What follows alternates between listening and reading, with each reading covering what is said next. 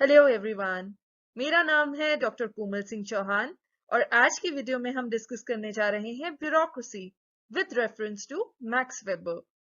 तो शुरू करते हैं आज की वीडियो को।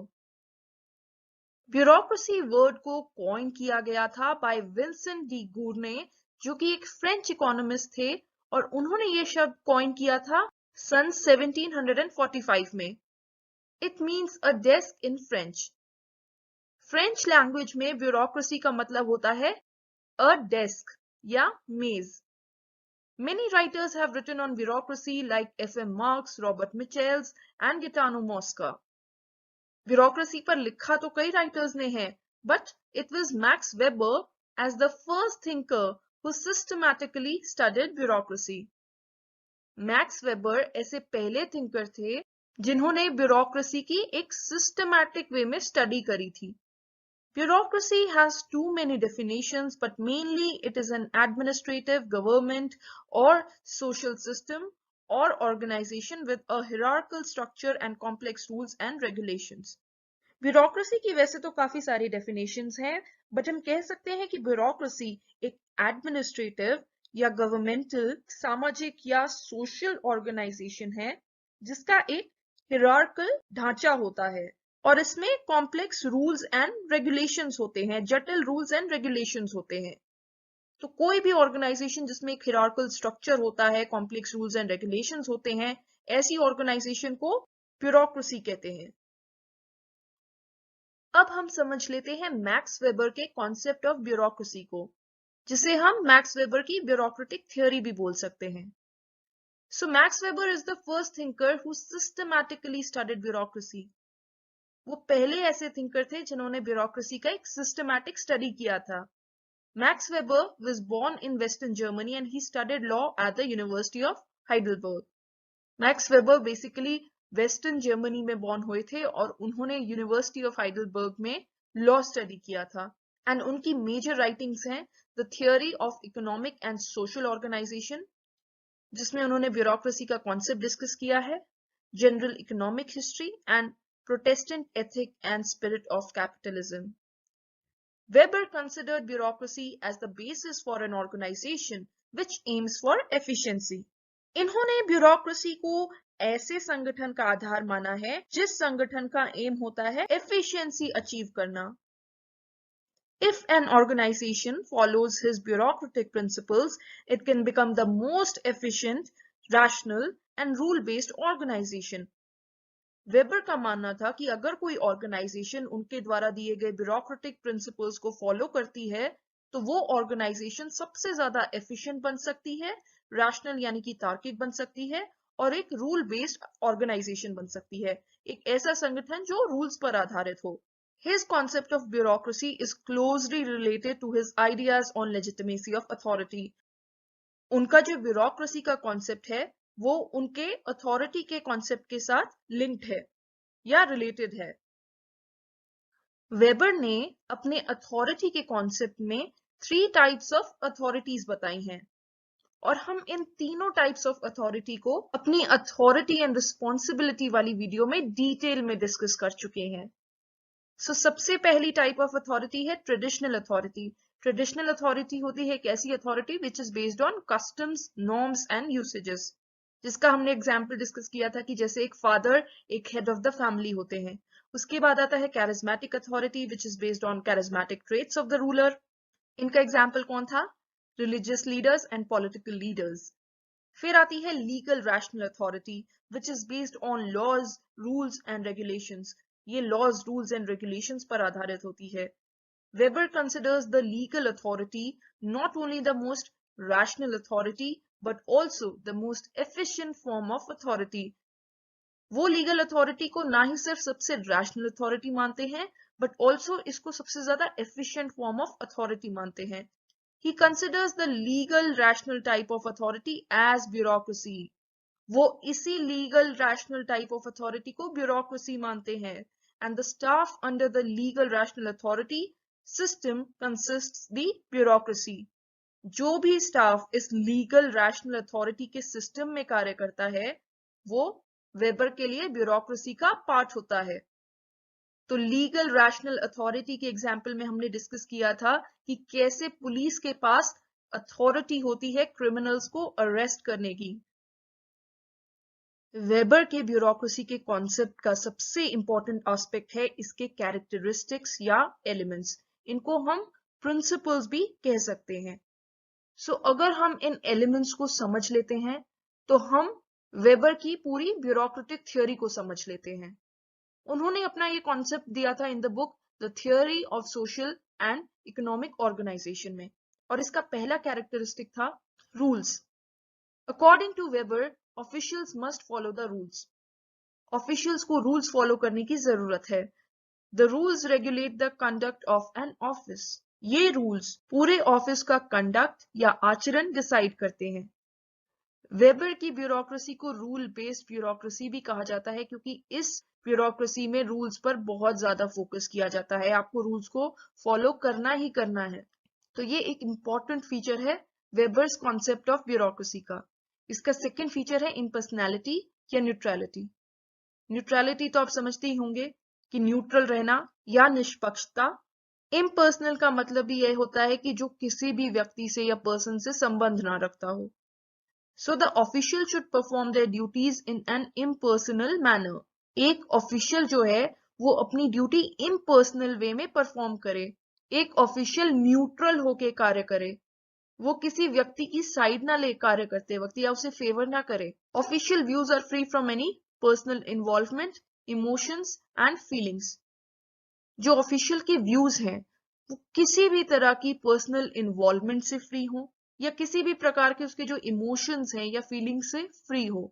बेसिकली वो अपना कोई भी डिसीजन लेते वक्त अपने इमोशंस को या फीलिंग्स को ना इन्वॉल्व करे। And the official should stay neutral. उसके बाद आता है रेशनैलिटी। रेशनैलिटी होती है तार्किकता। Decisions are made on the basis of rationality rather than personal factors. Weber की आइडियल ब्यूरोक्रेसी में डिसीजंस कैसे लिए जाते हैं? डिसीजंस रेशनैलिटी या तार्किकता के आधार पर लिए जाते हैं, ना कि पर्सनल फैक्टर्स के आधार पर। उसके बाद आता है हायरार्की। सो वेबर की आइडियल ब्यूरोक्रेसी का नेक्स्ट फीचर है हायरार्की, जो हम अपनी बहुत सारी वीडियोस में डिस्कस करते हैं। सो आई एम श्योर अब तक आपको पता चल गया होगा हायरार्की होता क्या है। एक ऑर्गेनाइजेशन में अथॉरिटी एंड रिस्पॉन्सिबिलिटी के आधार पर डिफरेंट डिफरेंट रैंक्स होना, उसे हम कहते हैं hierarchy. According to Weber, every office and every official is a part of hierarchy. And under this system, the lower office functions under the control of higher office.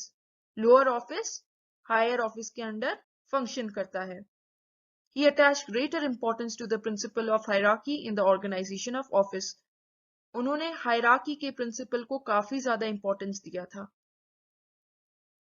Weber की bureaucracy का next element था separation of personal and public ends. Personal matters को public matters से अलग रखना। Officials can not use their official position for personal ends. Official अपनी position का फायदा अपने पर्सनल काम के लिए नहीं उठा सकते। यहाँ वेबर क्या कहना चाह रहे हैं? यहाँ वेबर कहना चाह रहे हैं कि ऑफिशियल को किसी भी तरह का फेवरेटिज्म या नेपोटिज्म नहीं करना चाहिए। किसी भी ऑफिशियल को अपने फेवरेट या अपने नोन को फायदा नहीं देना चाहिए किसी भी तरह का। Even the office property is separated from personal property. Official office property को कहीं अपनी पर्सनल प्रॉपर्टी ना समझ ले, ये दोनों अलग हैं। Next principle is division of work as per specialization. Division of work आप समझते ही हैं, वर्क को पार्ट्स में डिवाइड कर देना और जो जिस कार्य में स्पेशलाइज्ड हो वो उस कार्य को करे। वेबर इसके लिए एक टर्म यूज करते हैं स्फेयर ऑफ कॉम्पिटेंस। इसका मतलब होता है area of competence. Weber specialization की बजाय स्फेयर ऑफ कॉम्पिटेंस वर्ड का यूज करते हैं। Next feature of bureaucracy is recorded written documents. All administrative acts, decisions and rules are recorded in writing. सारे एडमिनिस्ट्रेटिव एक्ट्स को या डिसीजंस को या रूल्स को राइटिंग में रिकॉर्ड करना चाहिए। And these documents make the administration accountable to the people. इन डॉक्यूमेंट्स की वजह से एडमिनिस्ट्रेशन अकाउंटेबल बन जाती है लोगों के प्रति। And also these documents provide a ready reference for future action. Future में अगर हमें कभी कोई एक्शन लेना पड़े तो हम इन फाइल्स को देख सकते हैं रेफरेंस के लिए। फॉर एग्जाम्पल, अगर किसी ऑफिशियल को कोई प्रॉब्लम आ रही है तो वो फाइल उठा के देख सकते हैं कि क्या कभी पास्ट में ऐसा कोई प्रॉब्लम आया था, और अगर आया था तो इसको कैसे सॉल्व किया गया था। तो रेफरेंस के लिए वो इन फाइल्स को देख सकते हैं। तो इसलिए सारे एक्ट्स को, डिसीजंस को एंड रूल्स को रिकॉर्ड करके रखना चाहिए so that they can prove to be useful in future. Discipline is also an important element of Weber's concept of bureaucracy. Discipline होना चाहिए एक organization में, and official should be subject to great discipline. Official को भी discipline follow करना चाहिए in conducting their work, अपना कार्य करने में. Another interesting characteristic of Weber's bureaucracy was skill-based qualification and promotion. Selection should be based on technical qualifications and skills. एक employ का सिलेक्शन या ऑफिशियल का सिलेक्शन किस बेस पर होना चाहिए? उसकी टेक्निकल क्वालिफिकेशंस या स्किल्स के बेसिस पर। एज वेल एज जो प्रमोशन होना चाहिए वो किस बेस पर होना चाहिए? सीनियोरिटी के बेस पर या मेरिट के बेसिस पर। सो ये थे एलिमेंट्स और characteristics of Weber's concept of bureaucracy. Mainly emphasize करते हैं हायरार्की पर, रूल्स एंड रेगुलेशंस पर, न्यूट्रलिटी मेंटेन करने पर, अनबायस्ड होके काम करने पर, and they also focus on division of work, maintaining discipline and keeping records of the written documents. So Weber के अनुसार ये एलिमेंट्स या कैरेक्टरिस्टिक्स होते हैं एक आइडियल ब्यूरोक्रेसी के। अगर एक ब्यूरोक्रेसी में ये प्रिंसिपल्स हैं तो वो ब्यूरोक्रेसी कैसी होगी? वो ब्यूरोक्रेसी बहुत ही ज्यादा एफिशिएंट होगी और एक तरह से वो बेस्ट ब्यूरोक्रेसी होगी। In order to prevent misuse of power by bureaucracy, Weber suggested certain mechanisms. Bureaucracy में पावर का मिसयूज प्रिवेंट करने के लिए वेबर ने कुछ मैकेनिज्म्स सजेस्ट किए थे। इन्हें हम एक तरह की एडमिनिस्ट्रेटिव टेक्निक्स भी बोल सकते हैं जो उन्होंने सजेस्ट करी थी, ताकि ब्यूरोक्रेसी पर एक सॉर्ट ऑफ कंट्रोल हो सके और वो पावर का मिसयूज ना कर सके। ऐसा पहला मैकेनिज्म था कॉलेजियलिटी। कॉलेजियलिटी का मतलब होता है decision making by more than one person. Decision making में एक से ज्यादा पर्सन इन्वॉल्व होना चाहिए, इससे पावर का मिसयूज नहीं हो सकता। Next mechanism suggested by weber was separation of power. Powers का बंटवारा, dividing responsibility and functions between two और मोर बॉडीज।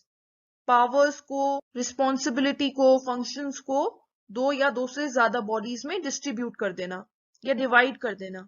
जैसे यूएसए में भी सेपरेशन ऑफ पावर है, एग्जीक्यूटिव के पास अलग पावर है, लेजिस्लेचर के पास अलग पावर है, जुडिशरी के पास अलग पावर है। So that is separation of power. इससे कोई एक पर्टिकुलर बॉडी ज्यादा स्ट्रॉन्ग नहीं बन सकती। सो ब्यूरोक्रेसी में भी सेपरेशन ऑफ पावर होना चाहिए। नेक्स्ट मैकेनिज्म जो कि सजेस्ट किया गया था वेबर द्वारा वो था एमेच्योर एडमिनिस्ट्रेशन। एमेच्योर का मतलब यहां पर है अनुभवहीन। वेबर का मानना था that there should be administration by unpaid workers who are not professionals. उनका मानना था कि एडमिनिस्ट्रेशन में कुछ एमेट्योर्स को भी इंक्लूड कर देना चाहिए, यानी कि कुछ अनुभवहीन व्यक्तियों को भी इंक्लूड कर देना चाहिए जो कि प्रोफेशनल्स नहीं होते और ना ही उनको प्रॉपर पे दी जाती है, दे आर अनपेड वर्कर्स। इससे क्या होता है? इससे एक बैलेंस हो जाता है between professionals and the non professionals in an organization. इससे क्या होता है कि इससे एडमिनिस्ट्रेशन में ना एक बैलेंस क्रिएट हो जाता है between the professionals and the non professionals. और वेबर का मानना था कि इस बैलेंस से क्या होगा कि मिसयूज ऑफ पावर को प्रिवेंट किया जा सकेगा। उसके बाद जो उन्होंने नेक्स्ट मैकेनिज्म सजेस्ट किया था वो था डायरेक्ट डेमोक्रेसी का। It talked about placing bureaucrats under the supervision and guidance of an assembly to ensure their accountability to the people. इस मैकेनिज्म या एडमिनिस्ट्रेटिव टेक्निक के तहत ब्यूरोक्रेट्स जो होंगे वो रिस्पॉन्सिबल या जिम्मेदार होंगे किसको? लोगों की एक असेंबली को। इस प्रकार से ब्यूरोक्रेट्स अकाउंटेबल होंगे टू द पीपल। लोगों के प्रति वो अकाउंटेबल हो जाएंगे और वो पावर का मिसयूज नहीं कर पाएंगे। वेबर के अकॉर्डिंग डायरेक्ट डेमोक्रेसी में कुछ प्रोविजंस भी होंगे, जैसे short term of office. Bureaucrats को शॉर्ट टर्म के लिए ऑफिस प्रोवाइड किया जाएगा and permanent possibility of recall. अगर ऑफिशियल्स या ब्यूरोक्रेट्स अच्छे तरीके से काम नहीं करते तो उनको परमानेंटली रिमूव कर दिया जाएगा। However, this system is possible only in small organizations or in local governments. ये सिस्टम सिर्फ स्मॉल ऑर्गेनाइजेशंस में या लोकल गवर्नमेंट्स में ही पॉसिबल है। ऐसा वेबर का मानना था। And the last mechanism suggested by weber was representation, which included control through elected representative bodies like parliament or assemblies. Bureaucracy को किस प्रकार कंट्रोल किया जा सकता था? Through elected representative bodies like parliament और असेंबलीज। पार्लियामेंट या असेंबली जैसी इलेक्टेड रिप्रेजेंटेटिव बॉडीज ब्यूरोक्रेट्स को कंट्रोल करती थी। और according to Weber, representation was the best check on bureaucracy. Weber का मानना था कि ये जो फिफ्थ वाला मैकेनिज्म है रिप्रेजेंटेशन का, ये बेस्ट तरीके का चेक है ऑन ब्यूरोक्रेसी। वेबर के कॉन्सेप्ट ऑफ ब्यूरोक्रेसी को क्रिटिसाइज भी किया गया था और इसका सबसे पहला क्रिटिसिज्म था too much emphasis on rules which brought red tapism.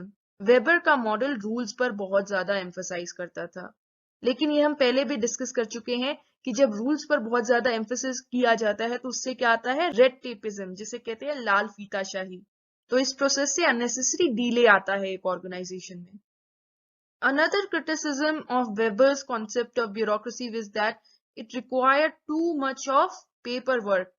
Documents को रिकॉर्ड करके रखना तो फीचर एक था ही वेबर की ब्यूरोक्रेसी का, लेकिन इस वजह से क्या होता था? A lot of paper work हो जाता था, which was a waste of a lot of time.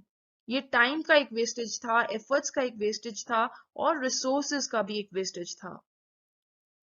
It also ignored informal groups. Informal groups की भी वेबर की ब्यूरोक्रेसी में अनदेखी की गई। Robert Prestes believed that this model is not suitable for developing nations as it is inspired by Western culture. Robert prestige का मानना था कि ये मॉडल जो है वो डेवलपिंग नेशंस के लिए सूटेबल नहीं है क्योंकि ये मॉडल इंस्पायर्ड है वेस्टर्न कल्चर से। फिर साइमन एंड मार्च ने भी क्रिटिसाइज करते हुए इस थियोरी को बोला that Weber ignored the human aspect of the organization by emphasizing so much on formal aspects like rules. Weber ने रूल्स पर तो बहुत ज्यादा फोकस किया जो कि फॉर्मल एस्पेक्ट्स होते हैं, लेकिन उन्होंने ह्यूमन एस्पेक्ट पर फोकस नहीं किया। आफ्टर ऑल एक ऑर्गेनाइजेशन किससे बनती है? ऑर्गेनाइजेशन में काम तो व्यक्ति ही करते हैं, और इसी वजह से इस थियोरी को भी एक मैकेनिकल थियोरी कंसिडर किया गया due to its concern with structure. हम क्लासिकल थियोरी में भी डिस्कस कर चुके हैं कि कैसे वो theory structure of the organization पर ज्यादा फोकस करती थी बजाय कि ह्यूमन एस्पेक्ट पर फोकस करने के, और इसी वजह से उसको भी मैकेनिकल थियोरी बोला जाता था। सो जो वेबर का कॉन्सेप्ट है ऑफ ब्यूरोक्रेसी का, ये भी एक मैकेनिकल थियोरी की ही तरह है क्योंकि ये इंसान को एक मशीन मानता है और सिर्फ फोकस करता है स्ट्रक्चर ऑफ द ऑर्गेनाइजेशन पर। वेबर समझते थे कि एक ह्यूमन को निष्पक्ष होकर, न्यूट्रल होकर कार्य करना चाहिए, but at times it's not possible. Humans के लिए पॉसिबल नहीं होता है हर समय न्यूट्रल होकर कार्य कर पाना। सो ह्यूमन एस्पेक्ट की इस कॉन्सेप्ट में अनदेखी की गई। सो ये था वेबर्स कॉन्सेप्ट ऑफ ब्यूरोक्रेसी। आज की वीडियो में इतना ही। प्लीज मेरी वीडियो को लाइक कीजिएगा, अपने दोस्तों और फैमिली रिलेटिव्स के साथ शेयर कीजिएगा और मेरे चैनल को सब्सक्राइब कीजिएगा। Thank you so much. आपका दिन शुभ हो।